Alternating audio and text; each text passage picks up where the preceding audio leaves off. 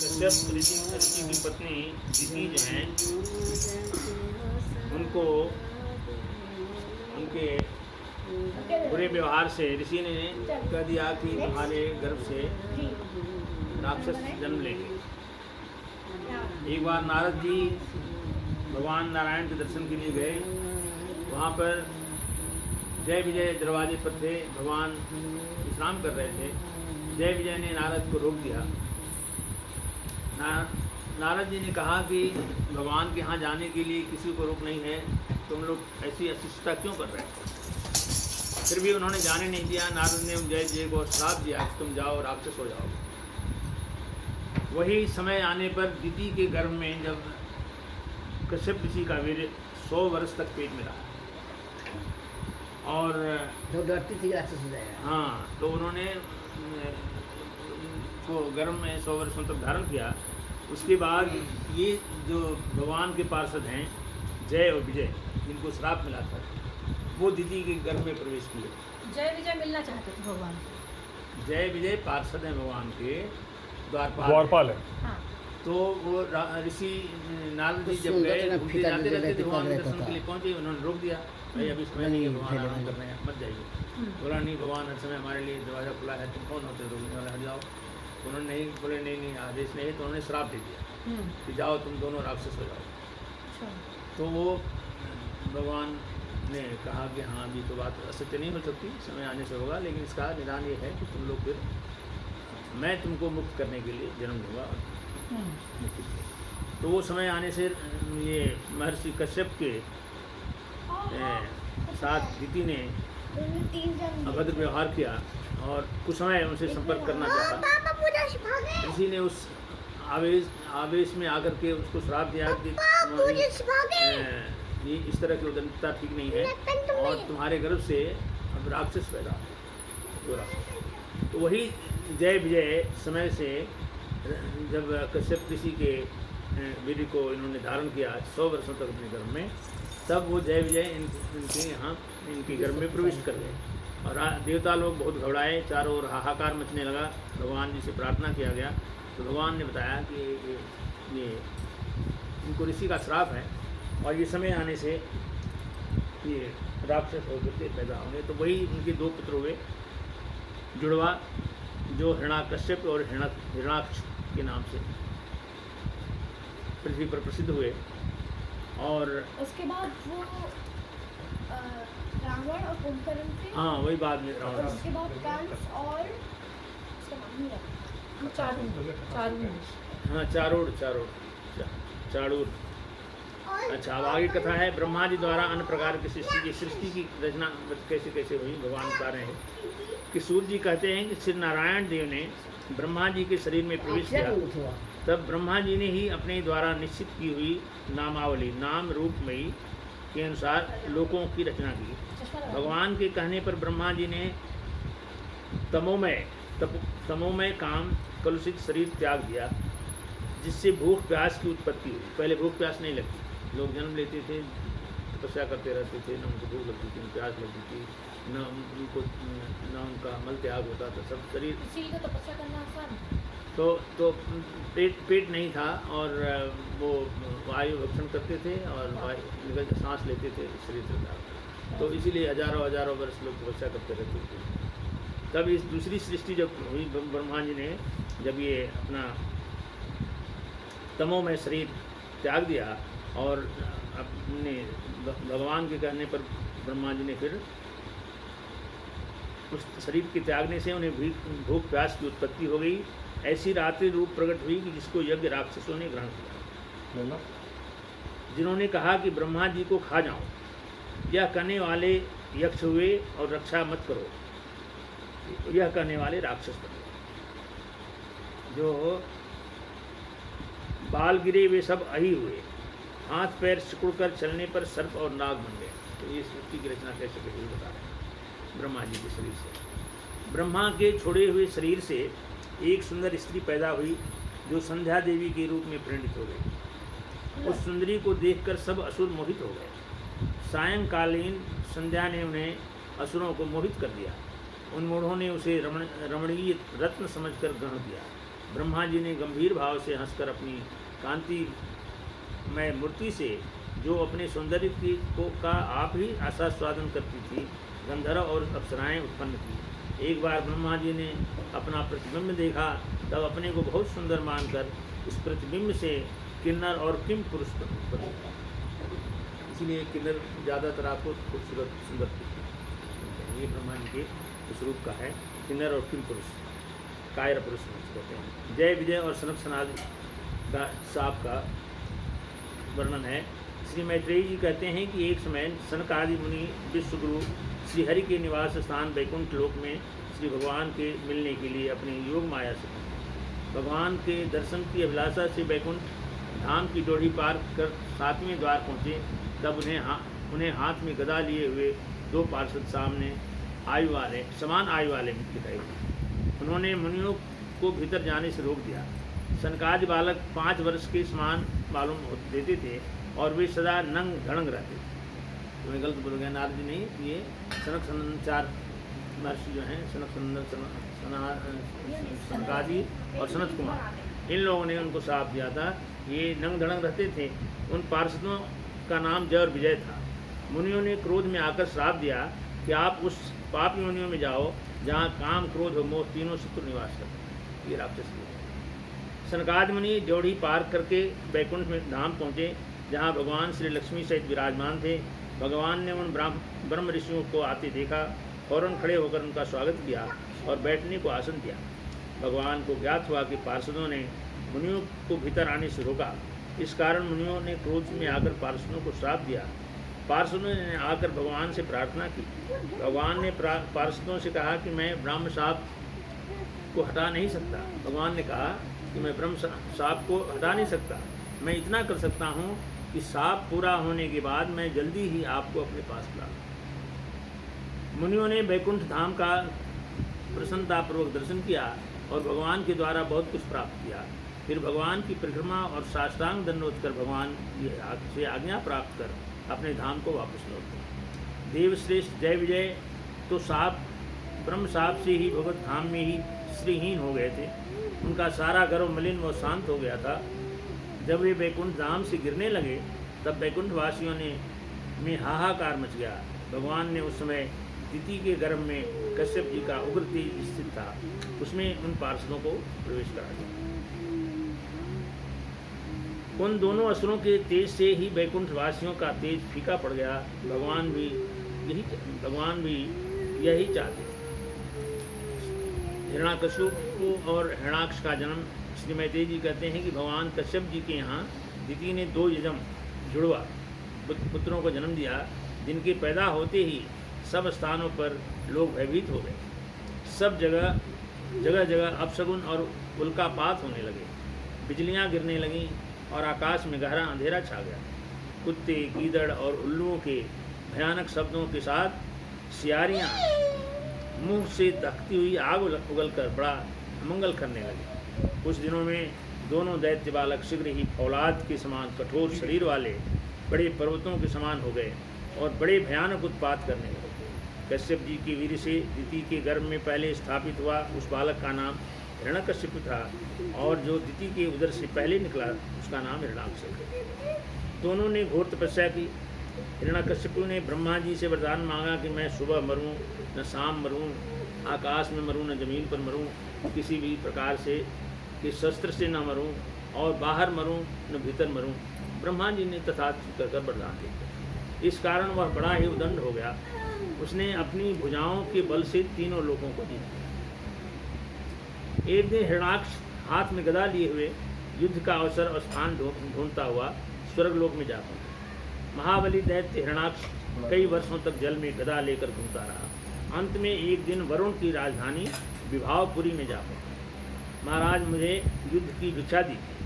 वरुण जी ने समझा बुझाकर कहा कि भगवान पुराण पुरुष के सिवाय कोई और दूसरा आपको युद्ध में संतुष्ट नहीं कर सकता। आप वहाँ पहुँच जाओ, भगवान आपकी युद्ध में खोज मिट देंगे। यह सुनकर वह वहाँ से रवाना हो गया। भगवान की तलाश में घूमता रहा। एक दिन बराह रूप भगवान पृथ्वी को जल से ऊपर ला रहे थे, तब भगवान हिरण्याक्ष की मुठभेड़ हुई। पानी में घमासान युद्ध हुआ। वराह भगवान ने गदा से तथा सुदर्शन चक्र से उसका वध कर दिया। हिरण्याक्ष को मार करके भगवान ने पृथ्वी को जल से ऊपर निश्चित किया स्थान पर लाकर रख दिया। देवताओं का भय जाता रहा। सब देवताओं ने वराह भगवान की पूजा की। फौरन वराह भगवान अंतर्धान हो गए। बोली श्री वराह भगवान की जय। कर्दम जी की तपस्या और भगवान का वरदान। श्री मैत्रेयी जी कहते हैं कि स्वयंभू मनु के पुत्र प्रियव्रत और उत्तानपाद ने 7 द्वीपों का धर्मपूर्वक पालन किया। स्वयंभू मनु ने अपनी पुत्री देवहूति को कर्दम प्रजापति को ब्याह दिया। देवहूति के योग लक्षण यमादि से संपन्न हुए थे। ब्रह्मा जी ने कर्दम जी को आज्ञा दी कि तुम संतानें सृष्टि के लिए उत्पन्न करो। यह सुनकर कर्दम जी तपस्या करने के लिए चले गए। उन्होंने 10,000 वर्ष तक तपस्या की। तपस्या से लौटकर आने पर भगवान ने कर्दम जी को दर्शन दिया और उनकी बड़ी प्रशंसा की। और भगवान ने कहा, प्रियवर, आपसे मिलने के लिए परम धर्मज्ञ महाराजा स्वयंभू मनु अपनी स्त्री सद्रूपा के साथ यहाँ पधारेंगे। उनकी एक रूप यौवनशील और गुणों से संपन्न श्याल लोचना कन्या इस समय विवाह के योग्य है। प्रजापति, तुम सर्वदा सब प्रकार से उसके योग्य हो, इसलिए तुमको वह कन्या अर्पण करेगी। वह कन्या तुम्हारी श्रेष्ठ सेवा करेगी। वह तुम्हारी वीर्य अपने गर्भ में धारण कर 9 कन्याएं उत्पन्न करेगी। तुम्हारी वे कन्याएं लोक रीति के अनुसार मरीचि आदि ऋषिगण द्वारा पुत्र उत्पन्न करेगी। भगवान ने कहा, महामुने, मैं भी अपने अंश कला रूप में तुम्हारे वीर्य के द्वारा तुम्हारी पत्नी देवहूति के गर्भ से अवतरण होकर सांख्य शास्त्र की रचना करूंगा। यह कहकर भगवान अंतर्धान हुए। यही महाराज कपिल हुए। महाराज स्वयंभू मनु महारानी शत्रुपा के साथ स्वर्ण रथ पर सवार होकर बिंदु सरोवर पधारे। कर्दम जी ने उनका स्वागत किया और आदरपूर्वक बैठने का आसन दिया। मनु जी ने कहा कि यह मेरी कन्या जो प्रियव्रत और उत्तानपाद की बहन है, अपने योग्य पति पाने की इच्छा रखती है। नारद जी के मुख से आपकी प्रशंसा का वर्णन सुन चुकी है, तभी से कर्दम जी को अपना पति बनाने की इच्छा प्रकट कर चुकी है। द्विजर, मैं बड़ी श्रद्धा से आपको अपनी कन्या समर्पण करता हूँ। कर्दम जी ने कहा कि आपकी साध्वी कन्या को स्वीकार अवश्य करूँगा, किंतु एक शर्त के साथ स्वागत है। जब तक इसकी संतान न हो जाएगी तब तक मैं गृहस्थी में रहूँगा। ये पहला ही उनका प्रण था। वो वचन ले लिया था कि जब तक बच्चे नहीं होंगे तब तक मैं इसके साथ रहूँगा। बच्चे होने के बाद मैं वनगमन करूँगा। जब तक इसकी संतान न हो जाएगी तब तक मैं गृहस्थ धर्मानुसार इसके साथ रहूँगा। इसके बाद भगवान के बताए हुए संन्यास प्रदान हिंसा रहित सम दमादि धर्मों को ही अधिक महत्व दिया। तपस्या करके स्वयंभू मनु जी ने और देवहूति ने शर्त स्वीकार कर दी। तब देवहूति का विवाह कर्दम जी के साथ कर देने के बाद मनु जी रथ पर सवार होकर बरहिस्मती नगरी को चले गए, जो उनकी राजधानी थी। जहाँ पृथ्वी को रसातल से पानी के ऊपर लाने के बाद वराह भगवान ने शरीर को कंपाया था। उस समय शरीर के रोम झड़कर पृथ्वी पर गिर गए। वे रोम ही कुश और काश हो गए। घास भी बन गई कि भगवान शरीर कपाए तो उनके जो रोम शरीर से गिरे उससे कुशा और काश बन गए। श्री मैत्रेयी जी ने कहा कि देवहूति प्रतिदिन अपने पति कर्दम जी को बड़े प्रेम से सेवा पूजा करने लगी। ऐसा करने से वह बहुत कमज़ोर हो गई। कर्दम जी ने कहा कि मैं तुम्हारी उत्तम सेवा और पराभक्ति से बड़ा प्रसन्न हूँ। मैं तुम्हें दिव्य दृष्टि प्रदान करता हूँ। तुम मेरी सेवा से ही कृतार्थ हो गई हो। अपने प्रतिव्रत धर्म के कार्य करने से ही तुम्हें दिव्य भोग प्राप्त हो गए। तुम उन्हें भोग सकती हो। देवहूति को शंका प्रकट हुई। देवहूति ने कर्दम जी से कहा, प्रभु, आपने जो प्रतिज्ञा की थी कि गर्भाधान होने तक मैं तुम्हारे साथ गृहस्थ सुख का उपभोग करूँगा, उसकी पूर्ति होनी चाहिए। कर्दम जी ने प्रिया की इच्छा पूर्ण करने के लिए योग में स्थित होकर के एक सुंदर विमान रचा। उस विमान में सभी प्रकार की सामग्री मौजूद थी। वह विमान सुंदर सुंदर वस्तुओं से सजा हुआ था, जिसे कर्दम जी द्वारा जहाँ चाहे वहाँ ले जाया जा सकता था। कर्दम जी ने स्वयं कहा कि प्रिया, आप बिंदु सरोवर में स्नान करके रथ पर सवार हो जाओ। देवहूति जी को दासियों ने स्नान कराया, सुंदर सुंदर आभूषण और वस्त्र पहनाया, रथ पर सवार कर दिया। महायोगी कर्दम जी ने देवहूति के साथ सारा भूमंडल तथा मेरु पर्वत की घाटियों में विहार किया, फिर अपने आश्रम में लौट आए। देवहूति को संतान प्राप्ति के लिए उत्सुक देख करके भगवान के आदेश को स्मरण करके उन्होंने अपने स्वरूप के 9 विभाग किए। कन्याओं की उत्पत्ति के लिए स्वयं एकाग्रचित्त से अर्धांग रूप से देवहूति के गर्भ से एक साथ 9 कन्याएं उत्पन्न। अब देवहूति ने देखा कि पूर्व प्रतिज्ञानुसार पति अपने पतिदेव को संन्यास ग्रहण करने वन को जाना चाहिए। तब उसको ज्ञान प्राप्त हुआ कि अवश्य ही मैं भगवान की माया से बहुत ठगी गई हूँ, जो आप जैसे मुक्तिदाता पतिदेव को पाकर भी मैंने संसार बंधन से छुटकारा पाने की इच्छा नहीं। उसी समय मनु जी को हृदय में ज्ञान प्राप्त हुआ। श्री मैत्रेयी जी कहते हैं कि देवहूति ने जब ऐसी बात कही तब कर्दम मुनि को भगवान विष्णु के कथन का स्मरण हो गया कि मेरे द्वारा अविनाशी भगवान श्री विष्णु शीघ्र ही पधारेंगे। श्री हरि देवहूति के गर्भ में से अवतीर्ण होकर मेरा यश फैलाएंगे। बहुत दिन बीत जाने पर भगवान मधुसूदन ने कर्दम जी के वीर का आश्रय लेकर के देवहूति के गर्भ से इस प्रकार प्रकट हुए जैसे काष्ठ से अग्नि प्रकट होती है। उसी समय सरस्वती नदी के घिरे हुए कर्दम जी के आश्रम में मरीचि आदि मुनियों सहित श्री ब्रह्मा जी पधारे। ब्रह्मा जी ने कहा, प्रिय कर्दम जी, तुम्हारी सुंदर कन्याएं अपने वंशों द्वारा इस सृष्टि को अनेक प्रकार से बढ़ाएंगी। आप मरीचि आदि मुनिवरों को उनकी स्वभाव और रुचि के अनुसार अपनी कन्याओं को समर्पण करें। वो 7 ऋषियों को 9 कन्याएं इनको दी थी, 9 ऋषियों को सौंपी गई। शादी को गए ऋषि जी वहाँ। हाँ करके गए। तब अपने आप मरीचि मुनिवरों को उनका स्वभाव और रुचि देख के अनुसार अपनी कन्याओं को समर्पण कर दीजिए। अब इस मनोरथ को पूर्ण करने वाले आज पुरुष श्री नारायण जी आपकी योग माया से कपिल रूप में भगवान अवतीर्ण हुए। आप सिद्ध गणों के स्वामी और सांख्यचार्यों के भी माननीय होंगे। लोकों में आपकी कीर्ति का विस्तार करेंगे और कपिल मुनि के नाम से विख्यात होंगे। ब्रह्मा जी की आज्ञा अनुसार कर्दम जी ने अपनी कला नाम की कन्या मारीचि को, अनसुईया नाम की कन्या अत्रि को, श्रद्धा नाम की कन्या अंगिरा को, अविभू नाम की कन्या पुलस्त को, गति नाम की कन्या पुलह को, साध्वी क्रिया नाम की कन्या क्रतु को, ख्याति नाम की कन्या भृगु जी को, अरुंधति नाम की कन्या वशिष्ठ जी को तथा शांति नाम की कन्या अर्थवा ऋषि को समर्पण कर भगवान कपिल जी के कहने पर कर्दम जी परिक्रमा कर वन में चले गए। द्वेष रहित सर्वत्र समबुद्धि और भगवत भक्ति से संपन्न होकर के श्री कर्दम जी ने भगवान का परम पद प्राप्त किया। कपिल जी वही थे पापा जिन्होंने अपने माता को। हाँ वही आ रहे हैं, वही देवहूति उन्हीं की माता थी। कर्दम उनके पिता थे और इन्हीं की 9 बहनें थी जिनकी 9 ऋषियों का नाम बताया। स्टोरी दोबारा चल रही है। हाँ वही, वो पहले उसका संक्षेप में था, विस्तार में बता दिया। देवहूति ने प्रश्न किया भगवान कपिल देव के द्वारा, वो भक्ति योग उन्होंने देवहूति की माता जी को दिया। श्री मैत्रेयी जी ने कहा कि कर्दम जी के वन में चले जाने पर भगवान कपिल देव जी माता को प्रसन्न करने के लिए कुछ दिन बिंदुसार में रहे। देवहूति ने कहा, प्रभु, इस दुष्ट इंद्रियों को की विषय लालसा से बहुत ऊब गए। इन देह गे हाथ से जो मेरापन का दुराग्रह है वह भी आपके कारण हुआ है।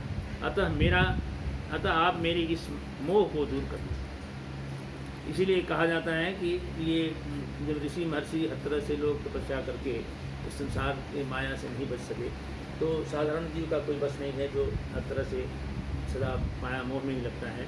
लेकिन उन्होंने रास्ता बताया, इस मोह को कैसे त्यागा। जैसे हमारे कुल महाराज साहब की साधना है, उसको धीरे धीरे करते रहो तो चीज़ें संसार भी और परमार्थ दोनों सुधरता चला जाता है। तो कपिल मुनि ने जब माता को दुखी देखा तो उन्होंने कहा कि माँ, आपका अभिप्राय में जान गया, आपके हृदय में स्नेह उमड़ आया है। और उन्होंने प्रकृति आदि तत्वों को निपुण करने वाले शास्त्र का, जिसे सांख्य शास्त्र कहते हैं, उसका उपदेश माता को किया। साथ ही भक्ति विस्तार और योग का वर्णन किया। कर्मेंद्रियां एवं ज्ञानेंद्रियां जो सत्य मूर्ति श्री हरि के प्रति स्वाभाविक प्रवृत्ति की है, वही भगवान की अहित की युक्ति है। वह मुझसे भी बढ़कर है, क्योंकि जठरानल जिस प्रकार खाए हुए अन्न को पचाती है, उसी प्रकार यह भी कर्म संस्कारों के भंडार रूप लिंग शरीर को तत्काल भस्म कर देती है। मेरी भक्ति न चाहने पर भी उन्हें परम पद की प्राप्ति करा देती है। भगवान के धाम में पहुंचने पर उन्हें ये सब प्रकार की विभूतियाँ स्वयं भी प्राप्त हो जाती हैं, जिनका एकमात्र मैं ही प्रिय आत्मा, पुत्र, मित्र, गुरु, आपको ये बताना कैसे है? सुहृदय और इष्टदेव हूँ। भक्तजन मेरे वैकुंठ धाम पहुँच करके किसी प्रकार की इन दिव्य भोगों से रहित नहीं होते, न ही उन्हें मेरा कालचक्र ही ग्रस्त करता है।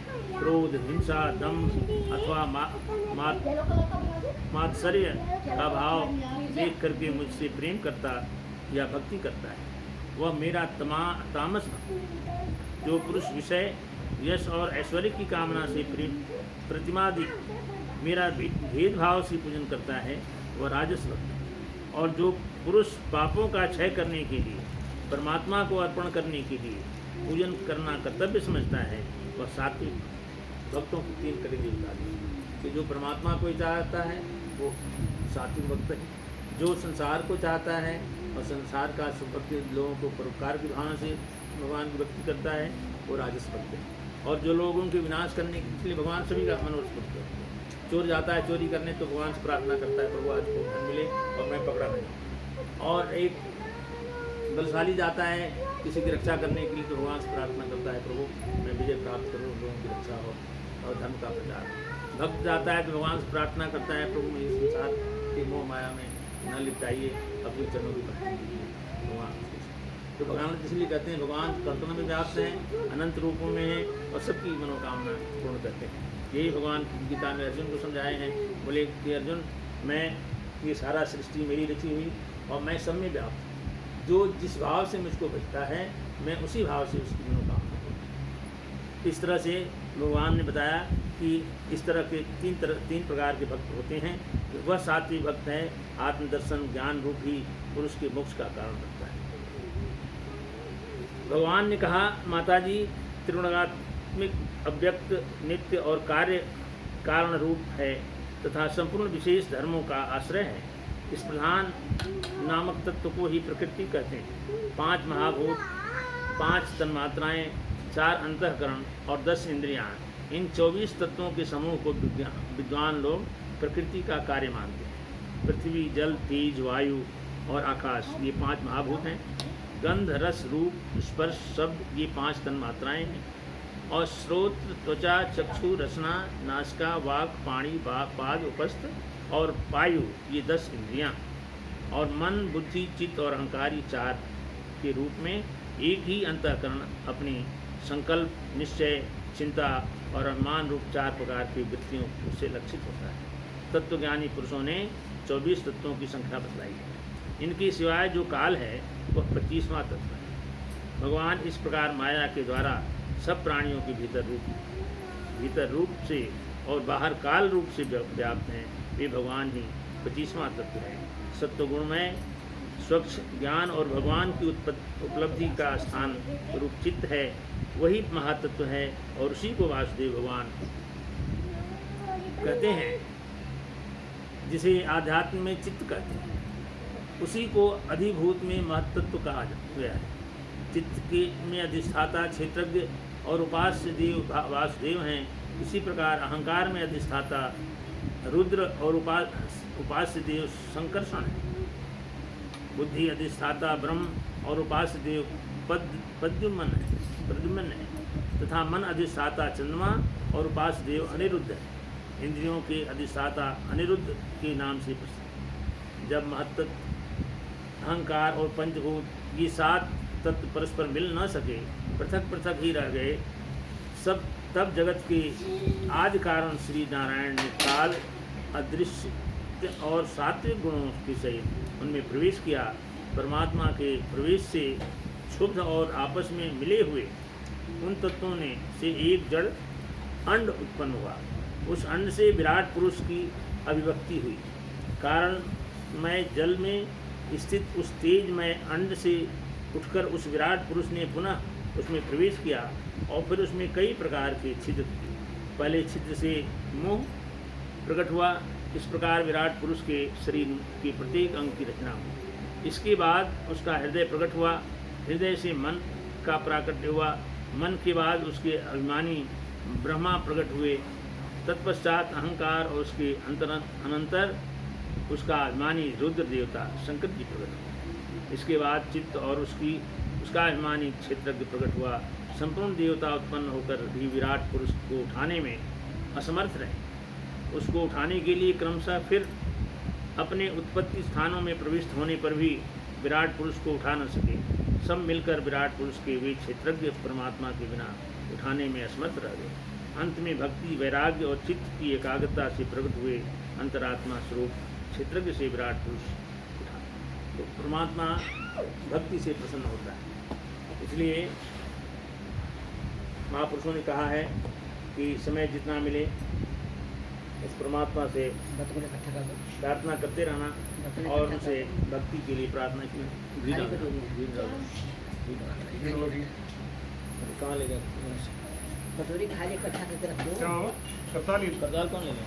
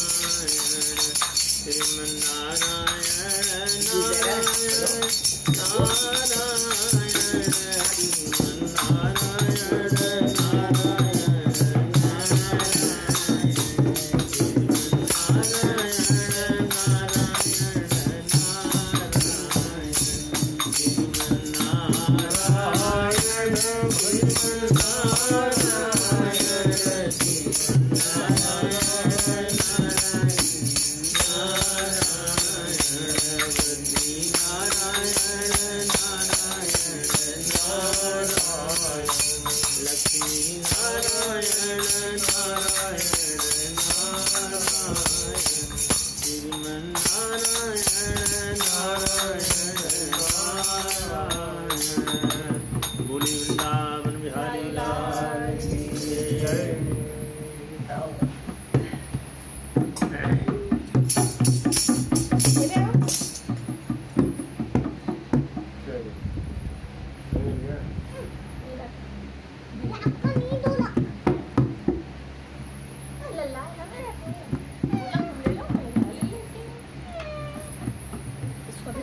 छोड़ दो मत। भगवान बता हाथ धो रहे लो, हैं वो कपड़ा कि मनुष्य योनि को प्राप्त हुए जीव की गति का वर्णन। कटोरी रखे आओ। हाँ, श्री भगवान कहते हैं कि जब जीव मनुष्य शरीर में जन्म लेता है तो पुरुष के वीर्य कण के द्वारा स्त्री के उदर में प्रवेश करता है। एक रात में देखो, अब ये साइंस से बड़ी साइंस है, आध्यात्मिक साइंस। कैसे जीव बनता है, जीव की उत्पत्ति कैसे होती है, ये भगवान ने इस पुराण में लिख के बताया है। लिखा है, भगवान वेद व्यास जी कहते हैं कि भगवान कहते हैं कि जब जीव मनुष्य शरीर में जन्म लेता है तो पुरुष के वीर्य कण के द्वारा स्त्री के उदर में प्रवेश करता है। एक राज्य में स्त्री के रज से मिलकर एक रूप ककल बन जाता है। 5 दिन में बुद्बुद रूप होता है, बुलबुला। 10 दिन में बेर के बराबर कठिन हार्ड हो जाता है। इसके बाद मांसपेशी अंडे के रूप में परिणित हो जाता है। 1 महीने में सिर निकल आता है। 2 मास में हाथ पांव अपने स्थान ग्रहण कर लेते हैं। 3 माह में नख, रोम, अस्थि, चर्म, स्त्री पुरुष की चिन्ह और अन्य क्षेत्र उत्पन्न। 4थे माह में भूख प्यास लगने लगती है। 6वें महीने में झिल्ली से लिपटकर वह दाहिनी कोख में घूमने लगता है। माता के खाए हुए अन्न से सब धातुएं पुष्ट होने लगती हैं। वह कोमल जीव तो होता ही है, गर्भ के भूखे कीड़े उसके अंग प्रत्यंग को नोचते हैं, क्लेश के कारण दुख देते हैं। वह दुखी रहता है। वह जीव माता की गर्भाशय में झिल्ली से लिपटा और आंतों से घिरा रहता है। उसका सिर पेट की ओर तथा पीठ और गर्दन कुंडलाकार मुड़े हुए रहते हैं। 7वें माह में ज्ञान शक्ति उत्पन्न होने लगती है। वह हाथ जोड़कर उस प्रभु की स्तुति करता है जिसने माता के गर्भ में डाला है, जठराग्नि से पेट में संतप्त रहता है। 10वें माह में जीव गर्भ से अधोमुख बालक को प्रसव काल की वायु बाहर आने के लिए धकेल देती है। नीचे सिर करके बड़े कष्ट से बाहर निकलता है। बाहर आने पर पूर्व स्मृति नष्ट हो जाती है। जो पिछले जन्म की जो बातें हैं वो सब भूल जाती हैं। इतना पीड़ा, इतना वेदना होती है कि वो सब पुरानी बातें सब भूल जाती हैं। इसलिए संस्कार बहुत कम, जो भाग्यशाली लोग हैं उनको पूर्व जन्म की बातें याद रहती हैं, करते हैं। वो संस्कार भोगने के लिए फिर जीव जगत में आता है। बाहर आने पर पूर्व जन्म की स्मृति नष्ट हो जाती है। पृथ्वी पर माता के रुधिर और मूत्र में पड़ा हुआ बालक छटपटाता है। गर्भवास का सारा ज्ञान नष्ट हो जाता है। उसकी त्वचा कोमल होती है।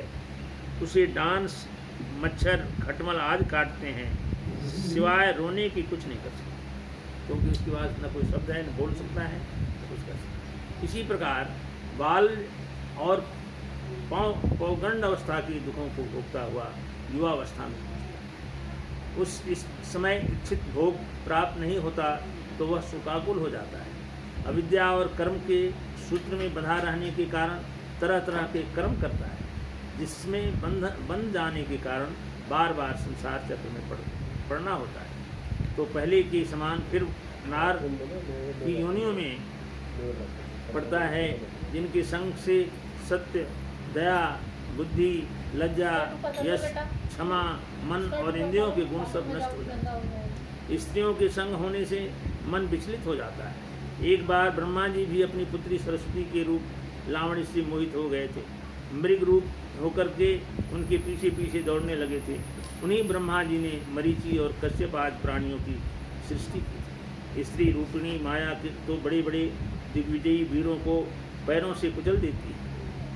लिंग देह के द्वारा पुरुष एक लोक से दूसरे लोक में जाता है, अपने कर्मों के कारण भोगता है। फिर उसी के अनुसार उसकी मृत्यु होकर उसके साथ साथ दूसरी योनि में जन्म लेता है। इसलिए मनुष्य को सदा भगवान की भक्ति में रमकर जन्म मरण के चक्कर से मुक्त हो जाना चाहिए।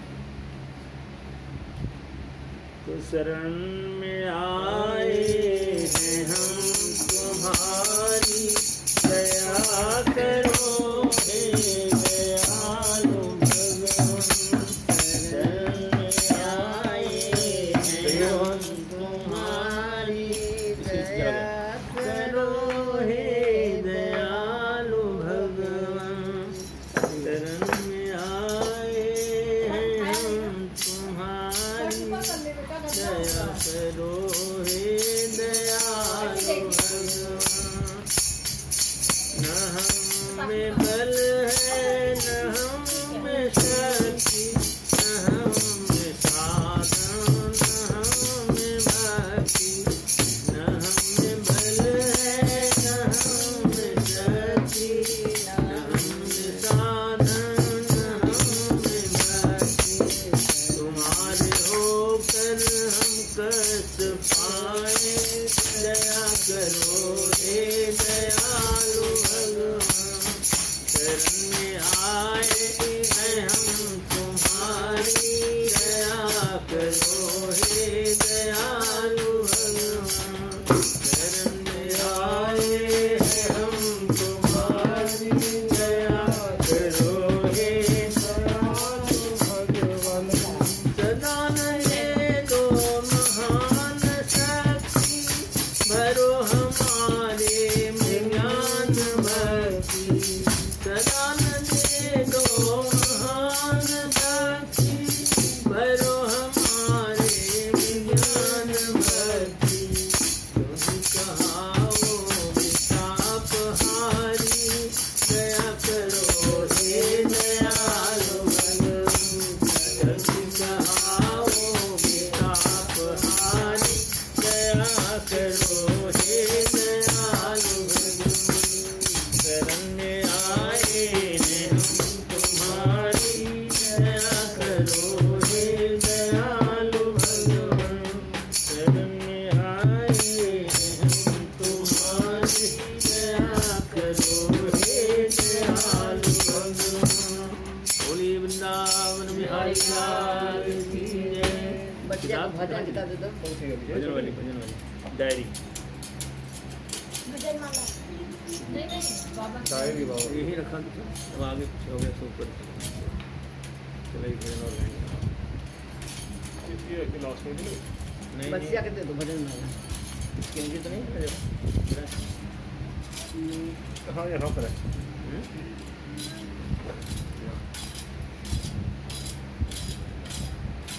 निर्जक दे दीजिए कहाँ है? श्री रामा के रमन दीन जन मान धन प्राण प्यारे मन के मंदिर में आओ हमारे श्री रामा के रमन दीन जन मान धन प्राण प्यारे मन के मंदिर में आओ हमारे ठीक है रे बाबा।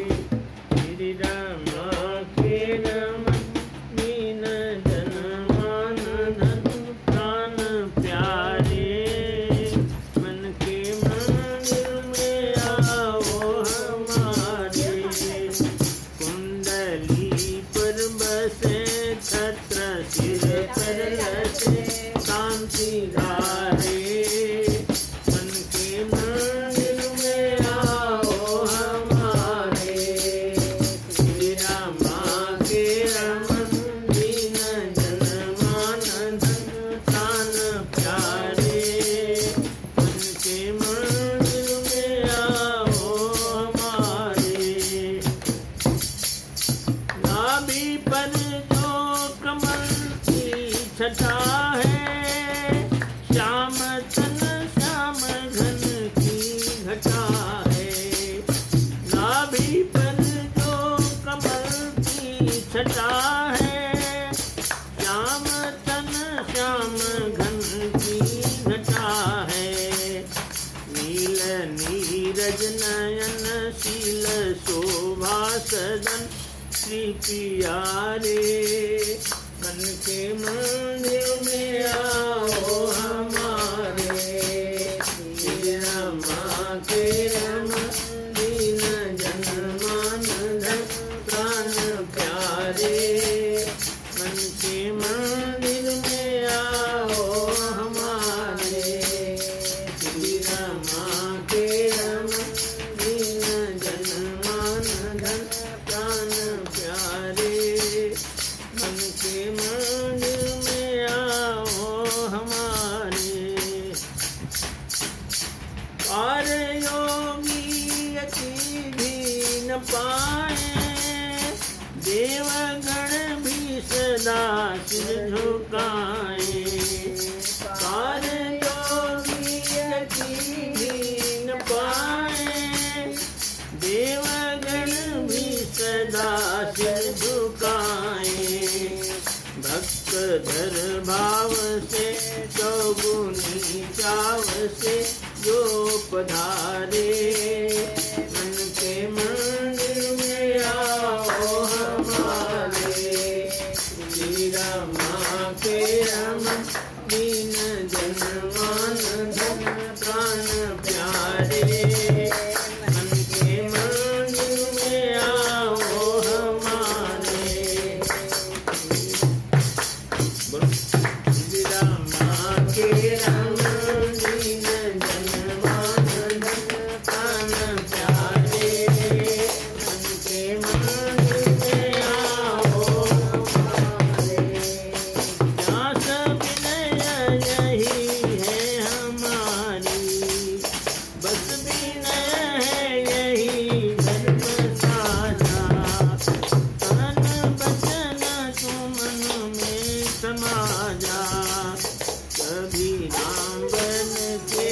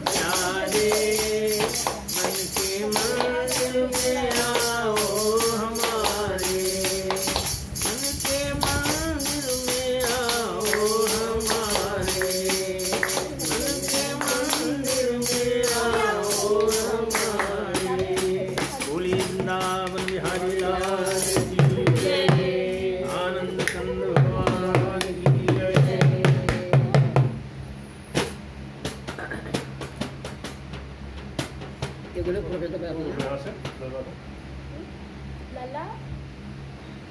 नीचे दबा लो, इसमें बैठो, मेकिंग सेट कर, इधर बस कर बैठेंगे, यहाँ बैठो, मनुष्य की छेड़ा वाला है, सृष्टि कैसे बनती है, मनुष्य का जन्म कैसे होता है और उसको क्या करना चाहिए, कैसे बाल्यावस्था उसकी गुजर जाती है खेल खेल में, युवावस्था में वो मदान होकर के संसार के कामों में और मोह माया में लिपटा अपना समय बिता देता है। वृद्धावस्था आती है तब शरीर शिथिल हो जाते हैं, हाथ पैर काम नहीं करते, इंद्रियां काम नहीं करती, तब वो पछताता है, रोता है कि प्रभु का भजन तो हमने किया नहीं, समय ऐसे निकल गया। इसलिए महापुरुष कहते हैं समय रहते ही चेत जाना और समय रहते ही परमात्मा की शरण लेना समझदारी है। अगला चौथा स्कंद में स्वयंभू मनु की कन्याओं का विवरण लिखते हैं। श्री मैत्रेयी जी कहते हैं कि मनु जी ने अपनी कन्या आकुति का विवाह रुचि प्रजापति के साथ पुत्रिका धर्म के अनुसार किया। रुचि भगवान के अनंत चिंतन के कारण ब्रह्म तेज से संपन्न थे। उन्होंने आकुति के गर्भ से पुरुष और स्त्री का जोड़ा उत्पन्न किया। पुरुष जो हुआ था वह साक्षात यज्ञ रूपधारी भगवान विष्णु थे और स्त्री लक्ष्मी जी के अंश रूप दक्षिणा थे। मनु जी अपनी आकुति के परम तेजस्वी पुत्र को घर में ले आए, क्योंकि मनु जी ने कहा था कि पहला बच्चा मैं ले जाऊं। मनु जी ने अपनी दूसरी कन्या देवहूति कर्दम जी से ब्याही थी और तीसरी कन्या प्रसूति का विवाह ब्रह्मा जी के पुत्र दक्ष प्रजापति से किया। कर्दम जी की 9 कन्याएं का विवाह 9 ऋषियों के साथ हुआ। भगवान यज्ञ पुरुष ने दक्षिणा के साथ विवाह किया। दक्षिणा के 12 पुत्र हुए।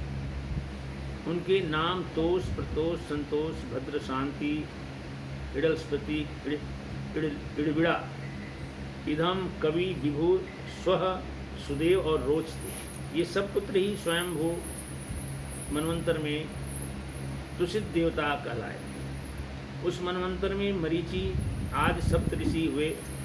भगवान यज्ञ ही देवताओं के अधीश्वर इंद्र थे, इसीलिए उस समय पहले लोग यज्ञ ज़्यादा करते थे। तो भगवान को यज्ञ रूप लोग मानते थे और यज्ञ की पूजा होती थी। तब ये मूर्ति पूजा का प्रधान नहीं था और लोग यज्ञ तपस्या भगवान की प्रार्थना ही करते थे। भगवान यज्ञ ही देवताओं के अधीश्वर थे। कर्दम जी ने अपनी कन्या कला को मारीचि ऋषि के साथ ब्याह दी। इसके 2 पुत्र कश्यप और पूर्णिमा नाम की उत्पन्न और एक कन्या देवकुल्या नाम की। वह कन्या दूसरे जन्म श्री हरि के चरणों के धोवन से देव नदी गंगा रूप में प्रकट हुई। अत्रि की स्त्री अनसुईया ने श्री दत्तात्रेय, दुर्वासा और चंद्रमा 3 पुत्र हुए। ब्रह्मा जी ने महर्षि देवहूति अत्रि पत्नी जो थी उनसे दुर्वासा इनके पुत्र दत्तात्रेय, दुर्वासा और चंद्रमा 3 पुत्र हैं। ब्रह्मा जी ने महर्षि अत्रि को सृष्टि रचने की आज्ञा दी। आज्ञा पाकर अत्रि जी ऋक्ष नामक कुल पर्वत पर गए।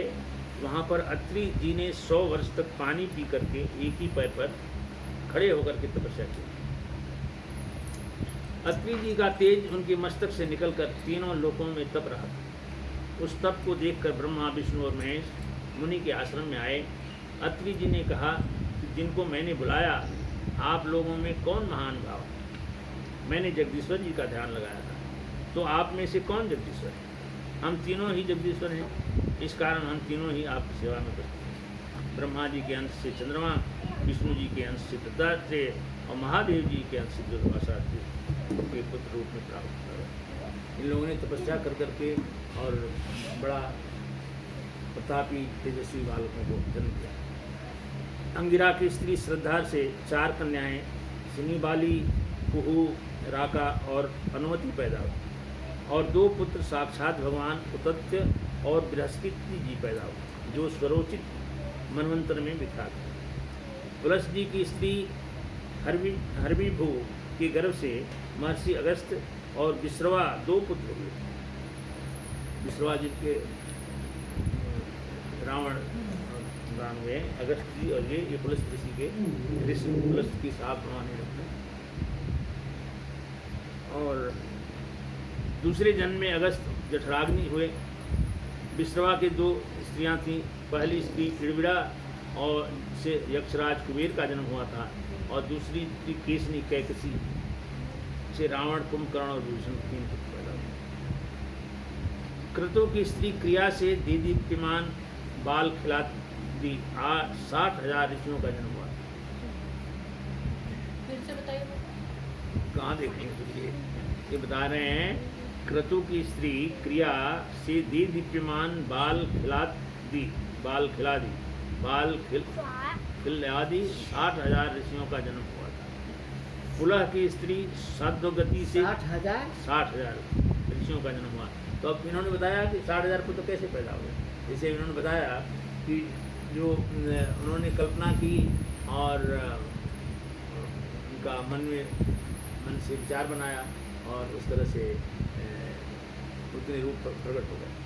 उसी तरह से कहते हैं कि पुलह स्त्री से साध्वगति की 3 पुत्र कर्मश्रेष्ठ, बरीयान और सहिष्णु पैदा हुए।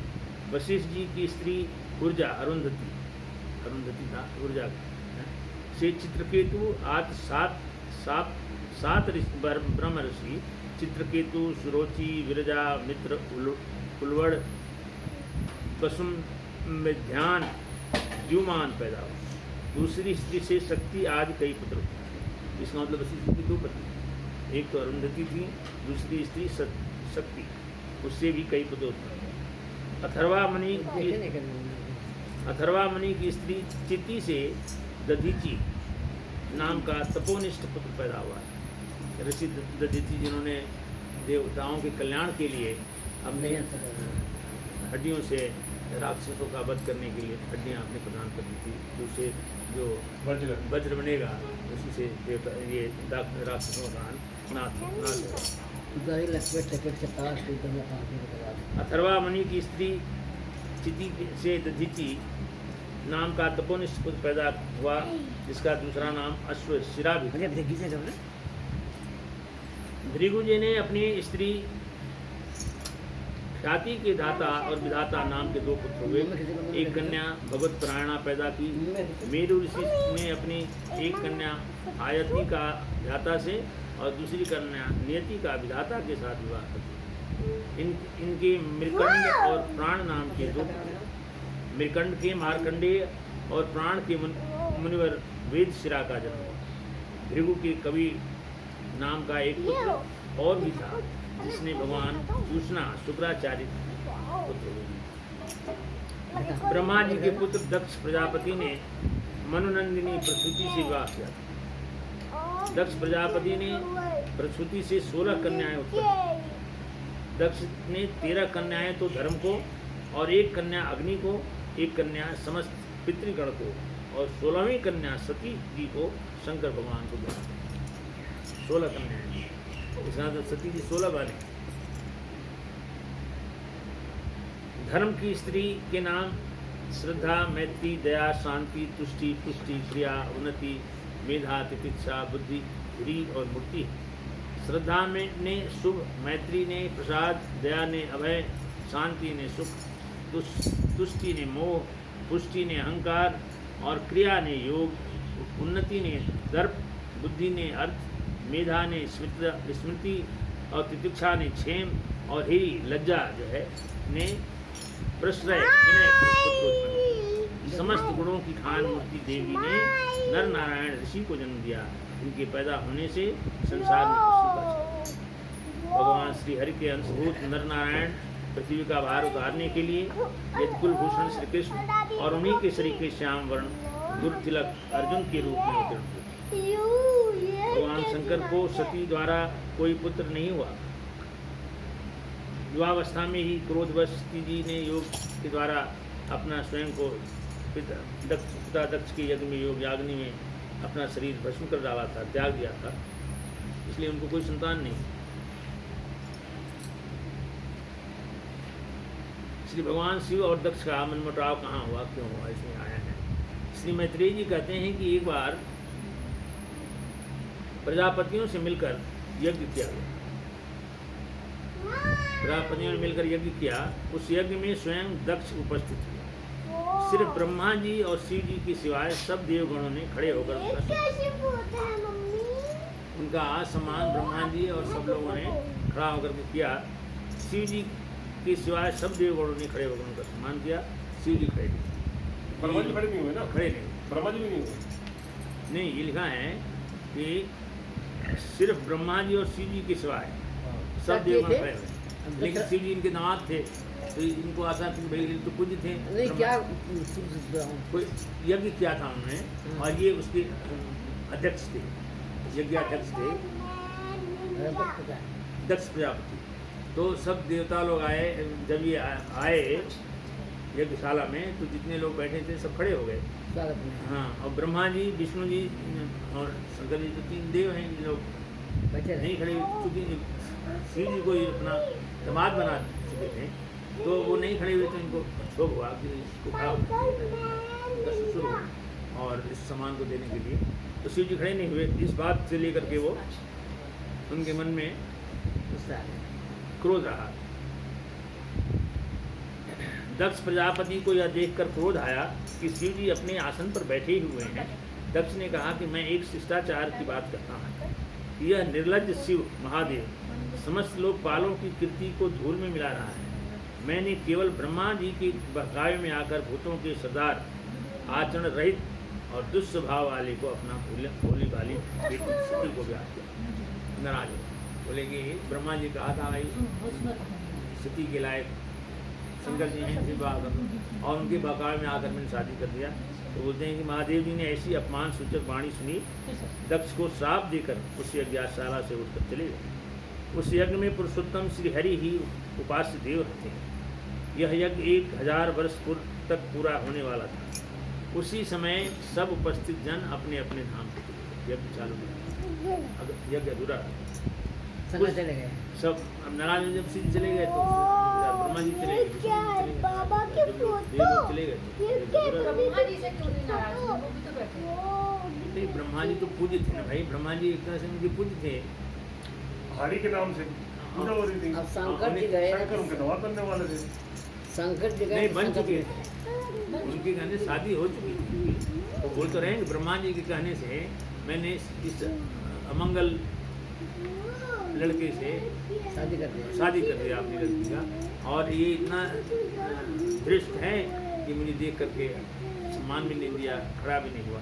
उस बात को लेकर तो शिव जी ने सब बात जब उल्टा सीधा उन्होंने कहा, वही आपको प्रणाम ना करें कि सिर्फ गंगा जी बड़े चांद माना गिर जाएगा। अच्छा, यज्ञ चालू नहीं हुआ। कुछ समय बाद ब्रह्मा जी ने दक्ष को समस्त प्रजापतियों का अधिपति बनाया। दक्ष ने बृहस्पति 100 नामक यज्ञ आरंभ किया। उस यज्ञ में संपूर्ण देवता अपनी अपनी स्त्रियों सहित बढ़ाए। दक्ष ने शिव जी को निमंत्रण, उसी क्रोधवश, और सबको तो इन्होंने निमंत्रण दिया, लेकिन शिव जी को निमंत्रण, संपूर्ण देवता अपनी अपनी स्त्रियों के सहित पधारे। दक्ष ने शिव जी को निमंत्रण नहीं दिया और न कोई स्थान यज्ञशाला में नहीं रखा। सती जी ने पिता के घर होने के कारण यज्ञ में विषय में सुना और देखा कि देवता गण स्त्रियों सहित यज्ञ में जा रहे हैं। तब सती जी ने अपने पति शंकर भगवान को कहा कि देखो, मेरे पिता के घर में यज्ञ उत्सव हो रहा है। मेरी इच्छा है कि मैं भी आपके साथ चलकर यज्ञ में वहाँ अपनी माता और बहनों से मिला। तो महादेव जी ने कहा कि हे प्रिय, मैं बिना बुलाए उस यज्ञ में शामिल नहीं। बिना बुलाए जाना चाहती हो तो चली जाओ, तुम जाओ, मैं तुम्हारा घर है, लेकिन मैं जो है उसमें शामिल हूँ। मगर बिना बुलाए जाने पर मृत्यु का कारण भी बन जाता है। बताया भगवान सती जी को कि जहाँ बिना बुलाए जाओगी तो वो एक अपमान की जगह होती है और उसमें मृत्यु का कारण होती है। महादेव जी ने बहुत प्रकार से समझाया, परंतु सती जी ने कुछ भी नहीं सुना। श्री मैत्रेय जी कहते हैं, महादेव जी की बिना आज्ञा से सती जी पिता के घर जाने को तैयार हो गए हैं। राम जी का परीक्षा पहले नहीं, कई घटनाएं एक साथ दूसरे से जुड़ी हुई हैं, तो वो पहले परेशान थी बेचारी, वो मन से दिन थी। महादेव जी ने कह दिया, कहानी नहीं है। महादेव जी की बिना आज्ञा से सती जी पिता घर जाने को तैयार हो गई। महादेव जी ने अपने पार्षदों को उनके साथ रवाना कर दिया। सती जी जब यज्ञशाला में पहुंची तब किसी ने भी उनका सम्मान नहीं किया। इसलिए कहते हैं बिना बुलाए जाना नहीं चाहिए। यानी देखत ही हर्षे नहीं, नैनन नहीं सने, तहाँ तुलसी तहाँ न जाइए कहीं, जहाँ आपका सम्मान न हो, देख करके आप लोग को पसंद लोग ना हो, आपका आदर न करें, ऐसी जगह पर नहीं जाना है। तो वहाँ न जाएंगे। हाँ, मैत्रेय जी कहते हैं महादेव जी की आज्ञा से सती जी पिता घर जाने को तैयार हो गई। महादेव जी ने अपने पार्षदों को उनके साथ रवाना कर दिया। सती जी जब यज्ञशाला में पहुंची तब किसी ने भी उनका सम्मान नहीं किया, सिर्फ उनकी माँ और बहनों ने ही सती का स्वागत किया। जब सती ने देखा कि मेरी पति महादेव जी का कोई स्थान ही इस यज्ञशाला में नहीं रखा गया है, तब सती जी को बड़ा क्रोध आया। देवी जी ने मौन होकर उत्तर दिशा में पूर्व भूमि पर बैठकर आचमन कर पीले वस्त्र ओढ़ लिए। अंत में उठ करके उस यज्ञ में अपनी आहुति देकर प्राण त्याग दिया। यह सूचना जब महादेव जी को मिली तब उन्होंने अपनी एक जटा उखाड़ कर पृथ्वी पर फड़की और उससे वो कृत्या प्रकट हुई। और उस समय एक भयंकर पुरुष उत्पन्न हुआ जिसका नाम वीरभद्र। महादेव जी ने वीरभद्र को आदेश दिया कि जाकर यक्ष के यज्ञ को नष्ट कर डालो। भर दिया करेगा। और भगवान शंकर ने अपनी बाह उखाड़ के जमीन में पटक दी। जटा जटा जटा जटा खाकर शरीर जमीन पटका। उससे जो है वीरभद्र नाम के भयंकर पुरुष उत्पन्न हुए। महादेव जी ने वीरभद्र को आदेश दिया कि जाकर के दक्ष के यज्ञ को नष्ट भ्रष्ट कर डाला। वीरभद्र ने अन्य गणों के साथ जाकर यज्ञ को नष्ट कर डाला तथा दक्ष के सिर को धड़ से अलग कर दिया, काट दिया। यही पर तो है अग्नि में डाल दिया। तो दोबारा से उनका यज्ञ रह गया।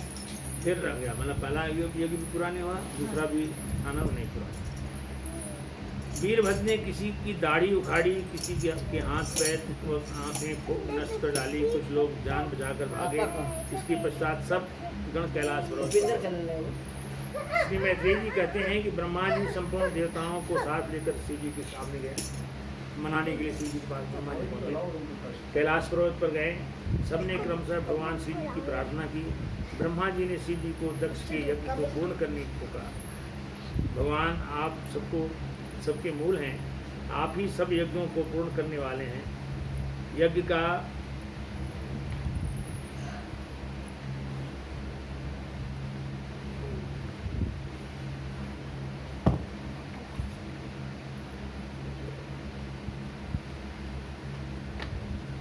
भाग पाने को आपका पूरा अधिकार है।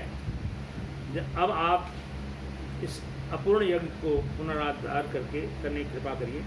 ऐसा कीजिए कि जिससे यजमान दक्ष फिर से जी उठे, भक्त देवताओं को नेत्र मिल जाएं, भृगु को दाढ़ी मूछ आ जाएं और पूषा के दांत निकल आए। सबके किसी के दांत तोड़ दिए, किसी की दाढ़ी नोच दी, किसी का सिर तोड़ दिया, तो और पूषा के दांत निकल आए। हे रुद्रदेव, अस्त्र शस्त्रों और पत्थरों की बौछार से देवगण और ऋतुजों के अंग घायल हो गए, सब ठीक हो जाए। यज्ञ समाप्त हो जाने पर जो शेष बचे वह आपका ही भाग होगा। वह भाग मिलने पर ही यज्ञ संपूर्ण होगा। महादेव जी प्रसन्न हो गए। उन्होंने यज्ञ को शुरू करने का कार्य आरंभ कर दिया। भगवान अष्टभुजाधारी वहाँ पधारे। भगवान को सब देवताओं ने सादर नमस्कार किया। भगवान के तेज से सबकी कीर्ति फीकी पड़ गई। देवगण और ऋतुजों के जो अंग घायल हो गए थे सब ठीक हो गए। दक्ष ने उत्तम पात्रों में पूजा की सामग्री लेकर के भगवान की पूजा की। भगवान ने आशीर्वाद दिया और कहा कि मैं ही शंकर, ब्रह्मा और विष्णु हूँ। यह कहकर भगवान अपने धाम को चले गए। यज्ञ पूर्ण होने पर सब देवताओं और ऋषियों ने अपने आश्रमों को प्रस्थान किया। दूसरे जन्म में सती जी ने हिमालय की स्त्री मैना के गर्भ से जन्म लिया। उसकी पूर्व जन्म की दृष्टांत का पूरा ज्ञान था। इस जन्म में भी श्री अंबिका के एकमात्र आश्रय से बोली वृंदावन बिहारी लाल की जय। श्रीमन्नारायण नारायण नारायण श्रीमन्नारायण नारायण श्रीमन्नारायण श्रीमन्नारायण श्रीमन्नारायण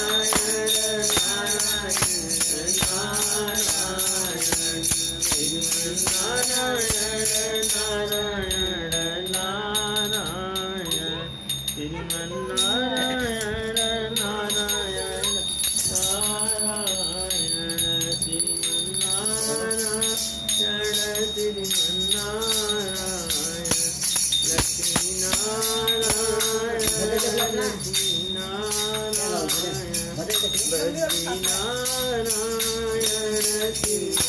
श्रीमन्नारायण श्रीमन्नारायण नारायण नारायण श्रीमन्नारायण नारायण नारायण सरयू के तीर अयोध्या नगरी हो सरयू के तीर अयोध्या नगरी हो राम लखन अवतारायण श्री नारायण नारायण नारायण